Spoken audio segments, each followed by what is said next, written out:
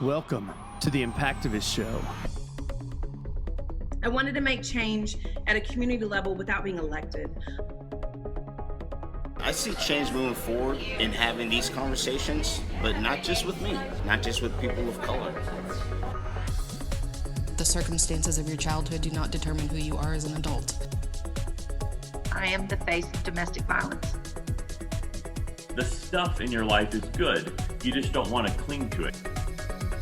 You can walk away from what society says we're supposed to want and have and need and all of those things. And that's the things what's so great about people in general is that we can adapt. We just got to be open to change. I believe that I was left behind for a purpose, to serve. I saw that my life was a vast, glowing, empty page, and I could do anything I wanted. Hey, my friends, this is Tom Cotter, and you're listening to The Impactivist Show. This is a podcast that connects you with ideas, habits, and leaders who are making an impact in their community and across the globe. In this podcast, you'll be inspired by their stories and their struggles. You'll learn tips and strategies to enhance your own personal growth, your life, and become the very best version of yourself that you can be.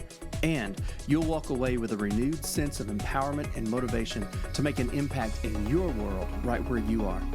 So welcome to the Impactivist Show, where inspiration and ideas collide. Thanks for being here.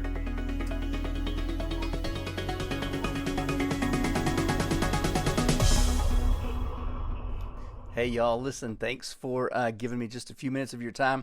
Look, there's a new year around the corner, and let's be honest, we are so tired of this year, so tired of 2020 and the coronavirus and the pandemic and all the things that have come this year. Many of us, we're already working on new goals and new ambitions and new projects. We're not going to wait till New Year's to make our New Year's resolutions. I think we're so tired of 2020, we are ready to move on. But here's the truth. Without the right habits, all the things that we want to do by willpower, they're just not going to last, man. They're going to fail. Most of you listening, you guys are in this group, you're in this community because you have great willpower. You've got goals, you have ambitions, you have things you want to accomplish. But it's still a struggle. We still get through times of we're really doing really well with our goals and the things we want to do, and then there are times that we really struggle with that. Why? I'll tell you why. I think it's because your environment is always stronger than your willpower. That's something I've discovered the past several years. I'll say it again. Your environment is always stronger than your willpower. Think about this. You go on a diet, right? You want to eat healthier. You want to eat better. And so what do? You make this decision. Okay, I'm going to eat this. I'm going to eat these things. I'm not going to eat those things. Then you go to the pantry or the fridge, and guess what? In your environment is stuff you decided you weren't going to eat. That chocolate is still there. That candy is still there. That soda, the juice, all the sugar that's hidden in things like even carrots. They're still there, and you're trying to cut sugar out of your diet. You may have great willpower, but your environment is so strong, it's going to make it really difficult.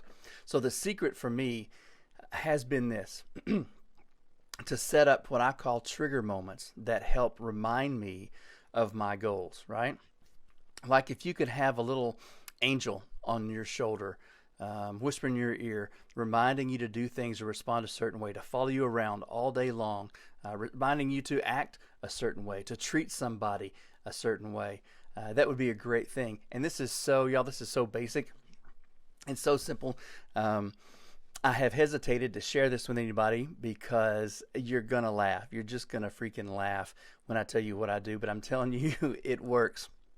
I always like to rig the game so I can win it, right? I always like to go into a game, go into a situation where I can make the rules, and I can make the rules so that I can win. Okay, who doesn't like that? I'm a sucker for that. So this is so basic, so simple. Think about this. What are your goals? What are you trying to do? Do you need to work at being more present, like with your family, when you're with your family? Do you need to work at staying focused? Do you need to, are you trying to make a commitment to exercise more, to eat better, to pray more, to meditate more, to not struggle so much with anxiety?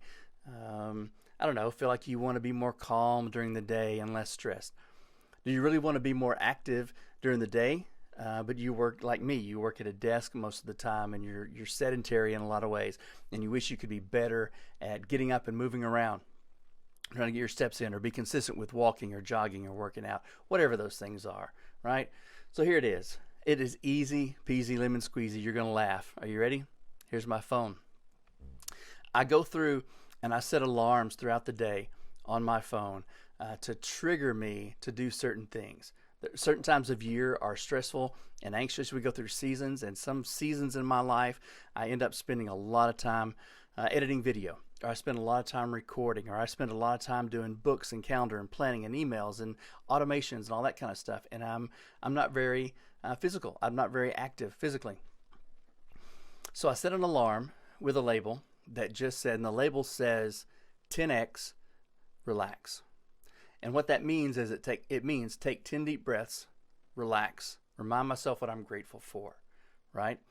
So I set that alarm every day.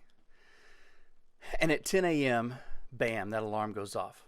So what do? I take 10 deep breaths over and over, and I relax. And I think, okay, what am I really grateful for? Name one thing. I usually put my hand on my heart so I can feel my heartbeat. That's kind of a powerful thing. And I think, okay, what am I really, really grateful for? Man, I'm really grateful for a team of volunteers that help us feed kids. I mean, they really do. They rock. I mean, without them, we'd never be able to feed thousands of kids that we've been able to feed. And I do that 10 a.m. Then I go on about my day. Guess what? At 2 p.m., bam, it goes off again. There's my alarm that says 10x, breathe, relax. So what do? Take 10 deep breaths, relax. Okay, man, what am I grateful for? I'm super grateful for my relationship with my wife. She's awesome. She puts up with all my crap. She's my best friend. She's my biggest cheerleader. I probably should tell her that more often. I go on about my day. At 6 p.m., bam, it happens again. At 9 p.m., bam, it happens again. And so, you know what? By the time I crash at 11 or midnight, I'm a whole lot less stressful. I'm a whole lot less worried than if I had just completely kind of burned through the day and let things pile up on me. It's like taking little pit stops kind of throughout the day to refuel my tank. That little practice of putting alarms on my phone, it's changed everything. Why? Because we are so conditioned to look at our phone every time it dings, every time it goes off. It's like back in the day when you had servants and somebody in the house would ring a bell and a servant would run. That's the way we're like Pavlov's dog, man. We've been conditioned to just every time the bell rings, go see what's going on. So, in fact, the way social media works is every time we get a notification that somebody liked or commented or shared our post, your brain gets a little dopamine hit. It's this little feel-good drug. We are addicted to drugs. We're addicted to dopamine, serotonin. Now, that makes us want to come back again and again to that ding over and over and over. So what I'm doing is I'm just using that positive ding, that positive dopamine hit, to create something in a positive way, something productive in me that will help me get to where I want to go. It's like I'm just kind of hacking the system. Hey y'all, it's Tom. Listen, I'm jumping in here real quick to tell you that one of the things I'm super passionate about is feeding hungry children who don't have enough to eat this weekend. It's such a big deal. My wife and I started a nonprofit charity called Backpack Friends, where we're feeding thousands of children who otherwise would be going without food while they're not at school, and it's right here in the U.S. We're working hard to make an impact in the lives and communities of those who need it most, and I would love for you to join us in that project. Just go to backpackfriends.com, and for as little as $10 a month, you can be a hero to a hungry child. See, leadership isn't about being in charge. It's about caring for those in your charge. Go to backpackfriends.com to find out how you can be a hero to a child, or just text the number 10 to 512-856-6580 to get started. But now, let's get back to the show.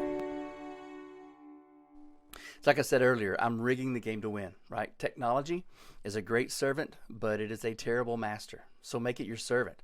And the next day, guess what? That same alarm, it goes off again at 10 a.m. Bam. And you're like, oh yeah, I'm trying not to be stressed. 10 deep breaths, relax. What am I grateful for? I'm trying not to be anxious. Yesterday at work, So let's do it again today. 10 deep breaths, relax. What am I grateful for? And you can't do it just once a day. You have to have moments throughout the day that trigger you to build that habit, and to continue to mold you into who you want to become, right? It's because your habits are always stronger than your willpower. It's like having a coach, like Coach Siri, because I'm an Apple guy, following you around all day, saying, hey, here, do this. Okay, now do this now. Okay, now don't forget that. Now go back and do this again. And soon, that new behavior becomes a new characteristic of who you are. That habit takes root and produces fruit in you. So now here's me. Like, I want more energy. People are always, I won't tell you who they are, but people are always like, man, how do you find time to do everything that you do? How do you do all these different things? So here's one thing that helps me. Same principle, but here's one thing.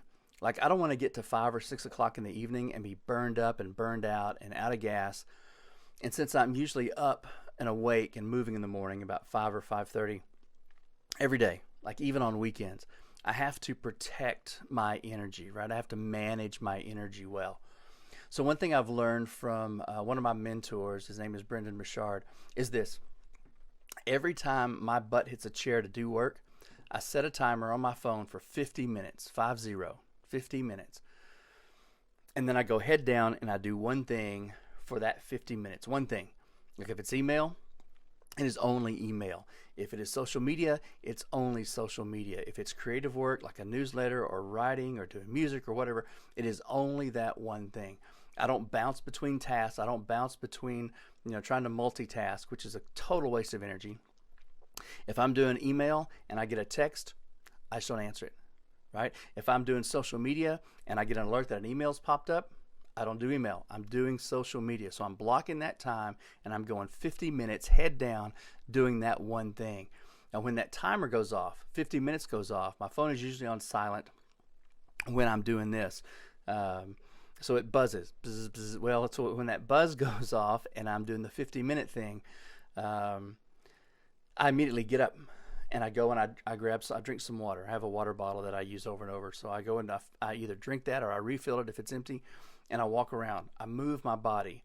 Working from home these days, I get up and go for a walk, or I'll do some push-ups, or some kind of vinyasa, sun salutation yoga, stretch, whatever. I'll go in and I'll wrestle with the dogs for a minute, or walk out into the backyard, take my shoes off even, and walk out through the grass. Something that will get my body and my brain and my blood moving again, refresh me for a minute. And when I'm feeling a little bit refreshed, I go back and I set my intention for the next 50 minutes. Okay, what do I need to do now? I did that. Oh, I've got 4 newsletters I need to get out. I need to go head down. So I say, hey Siri, set a timer for 50 minutes. See, she's doing it again. Your timer is set for 50 minutes. There you go. And it's that easy. And so now I just get up and I go head down on those 4 newsletters for 50 minutes. And I go. And when that goes off, guess what? I'll get up. I'll do some stretches.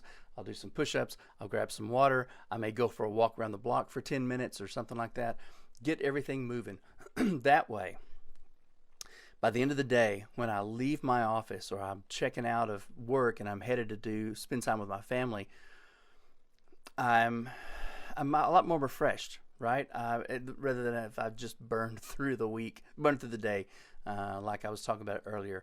I don't want to give my family and my friends leftovers in the evenings. I'm charged up and I'm energized and I'm able to serve and be present with them. Oh, and I'm also more productive during the day because I'm energized and I'm refreshed and I'm focused and I'm jazzed. And if I'm in the studio from 9 to 6 on a full day, I've had 8 or 9 15-minute breaks. Add that up, and that's like 2.5 hours of recharge time, plus a 30-minute lunch break. And I guarantee you, man, I've gotten more done and created better content, better production than if I just tried to power through for 8 hours straight and been burned up. So let's say you want to get healthier, right? How can you trigger yourself? You drop off your kids. You want to get home and walk around the block before you go into the house. That could be one thing that you do. Say you want to be more present with your kids. Maybe after dinner, you set a 10-minute timer and you sit around the living room with the kids where they could do some kind of, hey, ask mom anything, or what's the best and the worst thing that happened today? Something. But you set some kind of timer on your phone. It's some kind of thing that's a trigger that says, okay, do this now. And you just do it. You just go ahead and make up your mind right now that you're going to follow that timer. Get creative, man. Decide just one thing. Just, my phone is buzzing. That's really cool. So just one thing. Just decide one thing that you want to improve in your life. There's one change you want to make, right? How can you change your environment? How can you change things to rig the game so that you can win? One thing I do is I also have a 3 p.m. daily alarm that's labeled, that says, what's gone great today? And I stole this from my friend Alex. Now, Alex and I have been friends for a long time, and we usually text each other every evening and just ask, what's gone great today? Well, I wanted, because I'm a little bit competitive, I wanted to get a jump on keeping my mind in that direction, being grateful.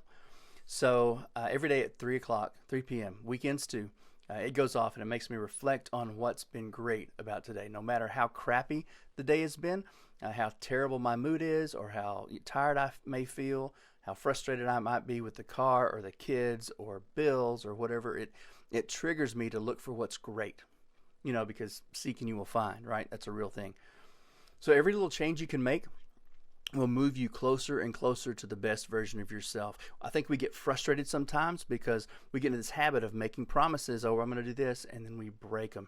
And what you're doing in that is you're breaking promises to yourself, which can be really defeating. This is a way that's helped me keep promises to myself and keep the needle moving in the direction I want to go. And don't be afraid of taking small steps. Don't be afraid of making really insignificant progress. Just be afraid of being in the same place next year as you are today. Every little change, I believe, every little change can make you move closer and closer to that best version of yourself. So I'm going to throw this out there, and I hope that serves you. I know it's silly. I know it's really like super, super simple, but it has made a huge impact in my life. That's where we are. We're impactivists. So I hope it serves you. I hope it gives you some encouragement, gives you one little more tool to use to help get you to where you want to go. It really is the little things that make such a big difference. So if you've got some tips to share, please do so. Man, share it in the comments below. I can't wait to hear your trigger moments. And if there's something you've learned that you think can help others in our Impactivist community, that's what we're here for, to help nudge each other in the right direction, to encourage and inspire and support each other. So maybe we should get triggered. I don't know. But anyway, let me know what you think. I would love to hear your ideas. I'm sure you guys are much more creative than me. That's what I have learned, and I wanted to pass it along. Thanks for your time. Have a great day. I'll see you soon. Bye. Hey y'all, I hope you enjoyed this segment. If you did, will you do me a favor?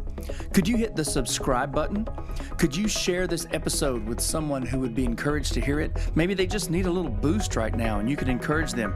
Let them know you're thinking about them and that you thought they might enjoy it. The whole idea behind the Impactivist Show is to spread as much encouragement and empowerment as possible. I mean, let's face it, there's so much negativity and criticism in the world right now. Who couldn't use a little lift? So please, it would mean a lot if you could share and subscribe. Together, we can make a huge impact in the world. Hey, and don't forget to hop over to the Impactivist Facebook group. Thanks so much for listening. I hope you have a great day, man. I'll see you soon. Oh my gosh, that was good.